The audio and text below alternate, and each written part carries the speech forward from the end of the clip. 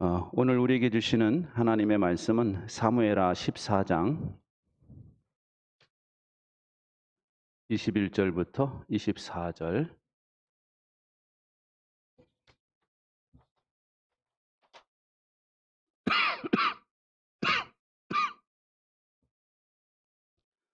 다 찾으셨으면 자리에서 일어나셔서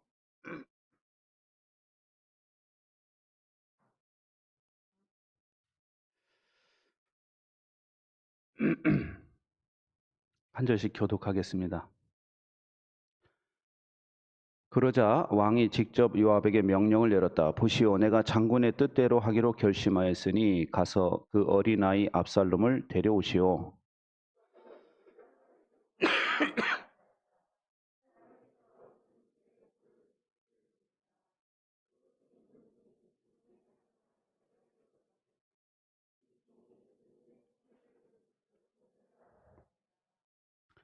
그리고는 요압이 일어나 그술로 가서 압살롬을 데리고 예루살렘으로 왔다.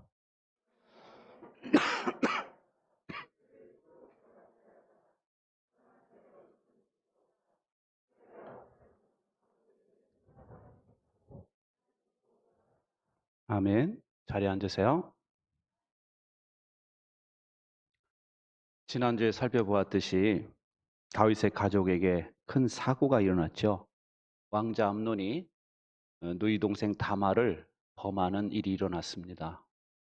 그러자 다말의 오빠 압살롬이 그 분노의 칼을 갈고 복수를 해서 암논을 죽여버렸어요. 근데 이제 살인자가 됐으니까 그대로 있을 수 없으니까 도망을 갔습니다. 자기 어머니의 고국 그술이라는 나라로 도망을 가서 3년을 거기서 피난을 갔어요. 근데 3년 동안 세월이 흐르는 동안 다윗도 아버지인지라 다윗에 대한 그리움이 있을 거 아닙니까? 이 자식이 잘못한 건 분명하지만 자식에 대한 그리움과 또 긍휼히 여기는 마음이 있었어요. 보고 싶은 마음이 있는데 눈치 빠른 요압이 그걸 알았습니다. 아, 우리 왕이 보고 싶어 하는구나. 그래서 이제 압살롬 돌아오기 프로젝트를 가동을 했어요.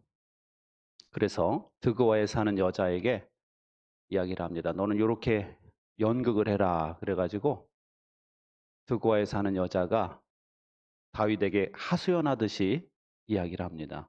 왕이시여, 제가 과부인데 저에게 아들이 둘이 있었습니다.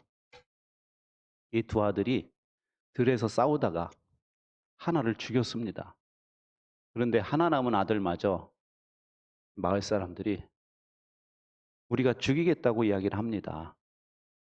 그러니 좀 도와달라 하고 이야기하니까 다윗이 아무도 너를 괴롭히지 못하게 하겠다라고 약속을 하죠. 그러자 이 여인이 다윗 왕에게 따지는 거예요. 임금님은 그렇다면 왜 압살롬을 데려오지 않습니까? 하고 이야기를 하는 거예요. 압살롬에 대한 이야기를 하는 거죠. 그러자 이 다윗이 요압에게 명령을 내려서 압살롬의 귀국을 허락을 하게 됩니다. 그래서 압살롬이 오기는 왔는데 문제가 생겼어요. 다윗이 3년 동안 압살롬을 그리워한 것은 사실이지만 아물지 않은 상처가 있었습니다. 암논에 대한 상처. 큰아들이 죽었잖아요. 그것에 대한 상처가 아직도 다윗에게 남아 있었던 거죠. 그래서 암논의 죽음이 아직도 그가 압살롬을 만날 수 있도록 허락하지 않았다라는 것입니다. 그래서 다윗이 압살롬이 바로 옆에 살고 있는데 예루살렘 도시에 같은 도시에 살고 있는데 2년 동안 아무런 조치를 취하지 않아요. 사실은 아버지가 압살롬을 불러야죠. 불러서 잘못한 건 잘못했다고 책망을 하고 그리고 용서해 주마 하고 용서를 해야 될 거 아닙니까? 가만히 있는다고 해서 해결이 되는 게 아니잖아요. 근데 다윗은 가만히 방치해 버렸어요. 그러자 어떻게 됐느냐? 압살롬의 마음속에 분노가 계속 자라기 시작을 한 겁니다. 압살롬이 다윗을 피해서 구슬로 가서 3년을 지내는데 그 3년 동안보다도 예루살렘에 와서 2년 동안 다윗과 같이 지냈던 이 시간이 더 아버지와 사이를 멀어지게 했다라는 것이죠. 2년의 세월이 흐르는 동안에 아버지도 안 만나줬지만 요압도 안 만나줬어요. 요압이 가만히 보니까 왕이 만나기 싫어하거든. 그러니까 이 압살롬이 요압의 보리밭에다 불을 질러 버렸습니다. 불이 나니까 이제 요압이 달려왔죠. 그러니까 압살롬이 이야기하는 거예요. 임금님의 얼굴을 뵙고 싶습니다.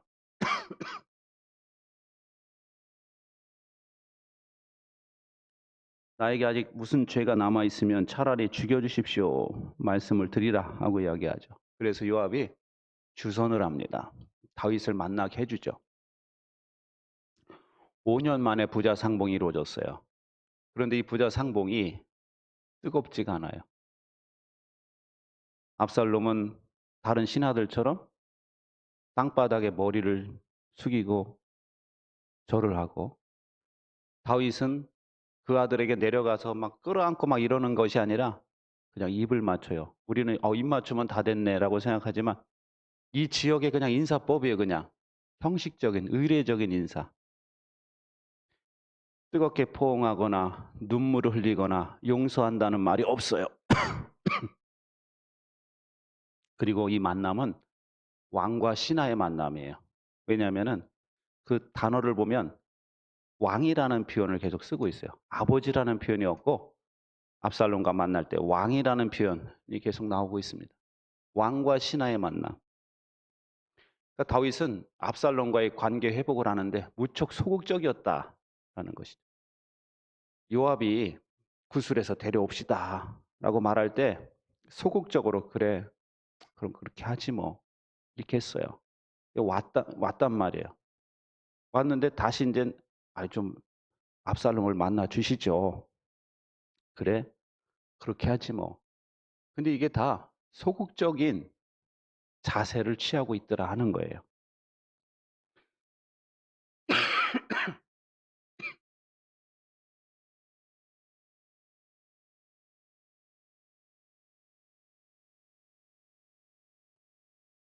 그래서 압살롬을 왕자로 대우하는 것이 아니라 여러 신하들 중에 하나로 대우하고 있었다라는 것입니다. 압살롬은 결국 이 아버지와 화해를 이루지 못하자 구테타를 일으킵니다. 그래서 부자 간의 회복과 관계 회복과 용서는 영원히 물 건너가게 되었다라는 것입니다. 그리고 구테타 일으켰다가 죽었잖아요.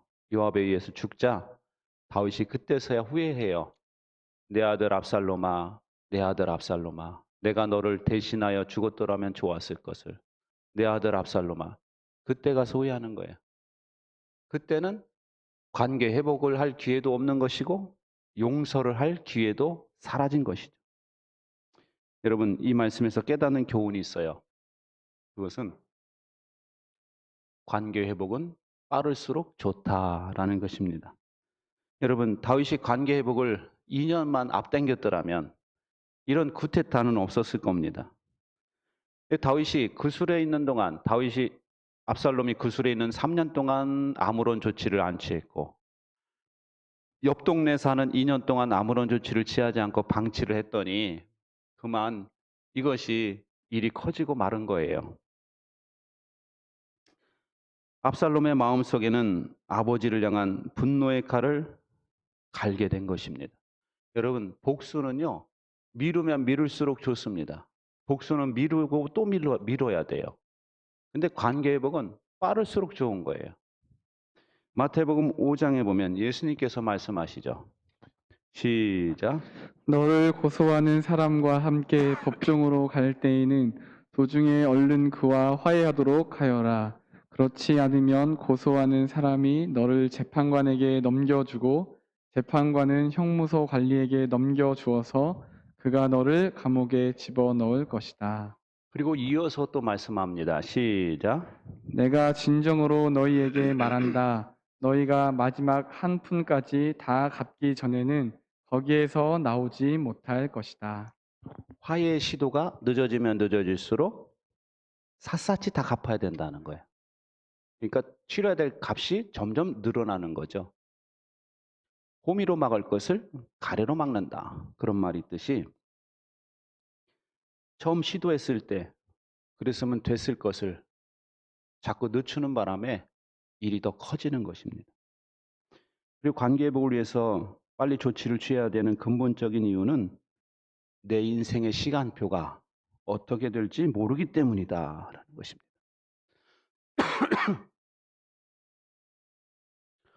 잠언에도 그런 말씀이 있잖아요. 너는 내일 일을 자랑하지 마라. 한날에 어떤 일이 일어날지 모른다. 그러니까 오늘 무슨 일이 일어날지 모른다는 거예요. 그러니 내일 일을 자랑할 게 없다는 것입니다. 텔레비전에 노래 경연하는 프로에 어떤 남자가 나왔어요. 그 남자가 아버지랑 나왔는데 사연이 있잖아요. 들어보니까 이 아들이 가수를 하겠다. 그러니까 아버지가 너가 가수할 거면 내 눈앞에서 사라져라 그런 거예요. 아버지가 보기에는 얘는 가수할 정도는 아닌 거예요. 제가 들어봐도 그렇더라고요. 그냥 일반인보단 잘하지만 가수할 입모양이 아니에요. 어색해. 그러니까 아버지가 볼 때 너는 가수하면 안 돼.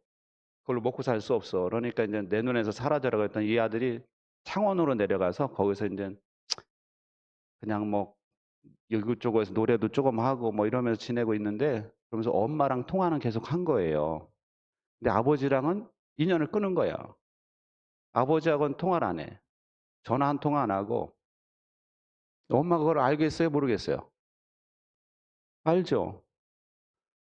엄마가 너무너무 스트레스를 받았어요. 엄마가 뇌사가 됐어.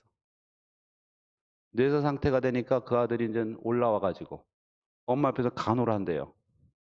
그리고 아버지하고도 화해를 했답니다. 아버지가 응원하러 나왔더라고. 아버지가 응원하러 나왔는데 그 화해가 좀 더 일찍 일어났더라면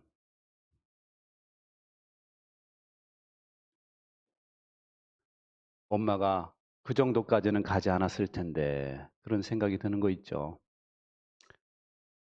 저희 처갓집에 모처럼 예전에 가봤더니 그 윗집이 딱 잘 아는 집인데 언덕이 또 높아요. 근데 그 윗집에서 우리 처갓집 쪽으로 온갖 쓰레기를 다 버리는 거예요.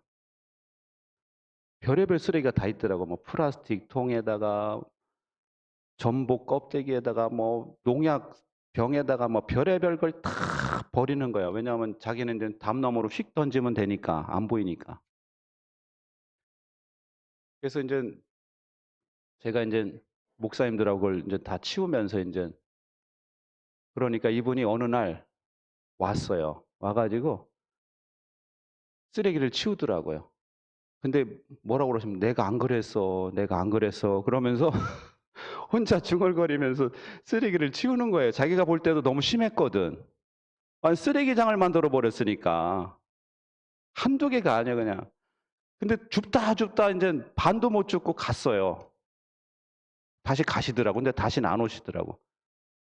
근데 얼마 전에 소식을 들었어요. 그분이 돌아가셨답니다. 그분이요 건강했었어요. 전혀 돌아가실 분이 아니었는데 건강했던 분이 갑자기 돌아가신 거예요. 근데 저는 그렇게 생각이 들어요. 그분 돌아가시기 전에 분명히 쓰레기 다 안 치운 것 때문에 후회할 거다. 여러분 우리도 인간관계에서 남에게 쓰레기를 던지듯이 그럴 때가 있습니다. 근데 그걸 빨리 내가 그랬으면은 이걸 어떻게 회복을 해서 화해하고 용서를 빌든지 뭐 해 가지고 빨리 이걸 해결해야 되는데 해결하지 않고 민기적거리다가요. 어느 날 갑자기 내가 가버리는 거예요. 하나님이 "너 그만 와." 그럼 우린 다 놓고 그냥 가야 됩니다. 그 집 비어 있어요. 요새는 쓰레기가 없더라고. 여러분 우리가 알아야 되는 것이 인생의 시간표는 내 마음대로 안 된다는 거예요. 여러분, 뭐 나중에 화해하지 뭐. 나중에 관계 회복하지 뭐. 이러시면 늦어요.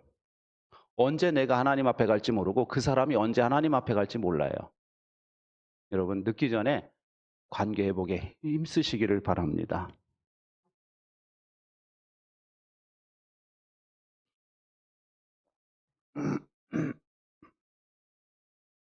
그리고 우리가 기억해야 될 것은 관계 회복은 타인을 위해서가 아니라 나 자신을 위해서 해야 된다라는 거예요.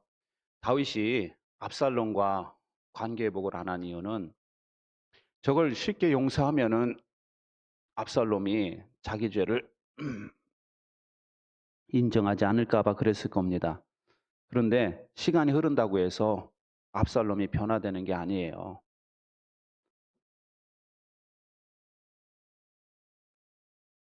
시간이 흐를수록 압살롬의 마음속에는 원한의 마음만 커지고 있는 겁니다. 그래서 아버지로서 관계 개선에 나서야 되는 거죠.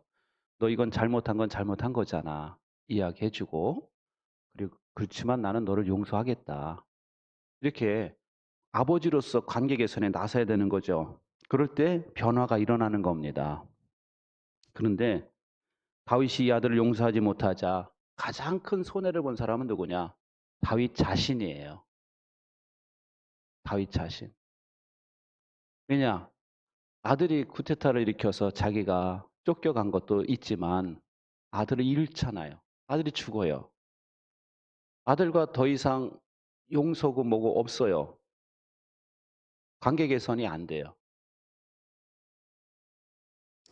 그래서 아버지 다윗은 압살롬을 제때 화해하지 못한 거, 용서하지 못한 것을 평생의 한으로 남았을 것이다 라는 것입니다. 파이프 목사가 이런 말을 했어요.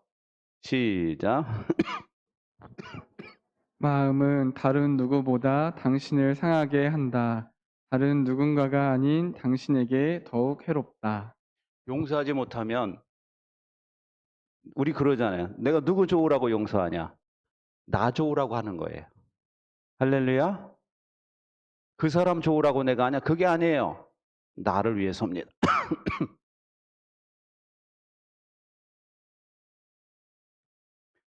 노스캐롤라이나 대학의 달스트롬 교수가 분노와 죽음에 대해서 연구를 했는데 의과 대학생들이 있었어요. 의과 대학생들을 상대로 적대감이 많은 그룹이 있었고 적대감이 없는 그룹이 있었습니다. 그 두 그룹으로 나뉘었어요. 25년 후를 관찰을 했답니다. 이 의대생들이 의사가 됐을 거 아니에요? 근데 적대감이 많은 사람들은 적대감이 없는 사람보다 7배나 많이 죽었더래요. 50대인데 이미 죽었어. 그리고 5배나 더 많은 심장병을 앓고 있더래요. 심장병 앓으면 어떻게 되는 줄 아시죠? 급사예요, 급사. 갑자기 죽는 거예요. 적대감이 많은 사람일수록 일찍 죽을 확률이 많고 적대감이 많을수록 심장병에 걸릴 확률이 많다. 누구를 위해서 용서해야 돼요? 네, 여러분 자신을 위해서. 에베소서 4장에 보면 말씀합니다. 시작.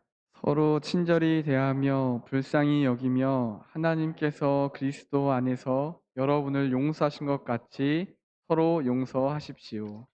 우리는 자꾸 용서해라 그러면은 그 사람이 나한테 피해를 입힌 걸 생각을 해요. 근데 주님의 말씀은 내가 너를 용서한 걸 기억하라는 거예요. 내가 너를 용서했듯이 너도 용서해라. 이 파이퍼 목사는 하나님께서 우리를 용서하신 것을 깊이 묵상해 보라는 거예요. 하나님이 우리를 용서하기 위해서 자기 아들을 내어주신 그 사랑의 신비를 기억하라. 그리고 예수님께서는 우리를 용서하기 위해 십자가의 고난을 걸어가신 그 신비로움을 기억하라. 그 신비로움을 기억하면 할수록 우리는 관대해질 수 있다는 거예요. 나에게 잘못한 사람에게 대해서 관대해질 수 있다. 용서의 경이로움을 간직할 때 우리는 내게 실수한 것에 대해서 더욱 관대해질 수 있다라는 것입니다. 작가이자 유명한 설교가인 조이스 마이어, 저분이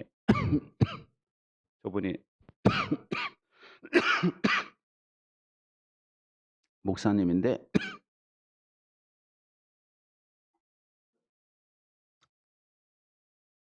저분이요 놀라운 고백을 했어요. 어릴 적에 200번 이상 아버지로부터 성적 학대를 당했대요. 그 아버지가 친아버지인지 계부인지 몰라요. 아무튼 아버지로부터 200번 이상 성적 학대를 당했는데 그 이야기가 너무나 수치스럽고 내 이름을 더럽히는 것 같아서 어디에도 얘기를 못했답니다. 그런데 현재 하나님의 은혜로 사랑하는 남편과 결혼해서 4명의 자녀를 두고 있다는 거예요. 그녀는 어린 시절 겪었던 학대에도 불구하고 부모님을 위해서 새 집을 지어줬대요. 그리고 노후에 필요한 모든 걸 다 대고 있답니다. 처음에는 마음에 갈등이 있었대요. 나를 괴롭혔던 저 아버지에게 내가 이럴 필요가 있을까? 그런데 하나님께서는 그녀가 모든 사람들을 선하게 대접하기를 원하신다라고 느꼈다는 겁니다. 하나님께서는 나에게 실수한 사람에게라도 선을 대하기를 원하시는구나. 이걸 느꼈대요. 그래서 그렇게 선을 행하고 있다는 겁니다. 그렇게 하니까 학대를 인정하지 않았던 아버지가 3년이 지난 후에 그녀에게 눈물을 흘리면서 용서를 구하더라는 거예요. 인정을 하고. 그리고 그녀는 아버지를 위해서 기도해 주었다는 겁니다. 그리고 나서 10일 후에 그녀의 아버지가 세례를 받았대요. 하나님 앞에 돌아와서 세례를 받았다라는 것입니다. 마이어는 그런 말을 합니다. 사람들이 하나님이 얼마나 좋은 분이신지 알기를 원하며 당신의 투쟁과 여정은 가치가 있음을 알기 원한다. 여러분, 우리 하나님이 얼마나 좋으신 분인가를 여러분 아시기 바랍니다. 그리스도 예수 안에서 우리의 모든 죄를 용서하기를 기뻐하시는 그 하나님이 얼마나 좋은 분인가를 묵상하세요. 그럴 때 우리는 나를 괴롭히는 사람들이 있을지라도 살만한 세상이구나라는 걸 깨닫게 될 겁니다. 그리고 우리의 투쟁과 여정은 가치가 있다. 어떤 투쟁일까요? 관계의 회복을 위한 투쟁, 화해하기 위한 투쟁. 그것은 가치가 있다는 것입니다. 여러분 특별히 가족들과 불편한 관계인 분들 계시죠? 가족들과 그런 분들일수록 더 빨리 하셔야 돼요. 가족들에게 하지 못하면은 후회가 더 커집니다. 여러분 관계 회복에 나서시기 바랍니다. 하나님께서 귀하게 보시고 복을 주실 줄 믿습니다. 기도하겠습니다.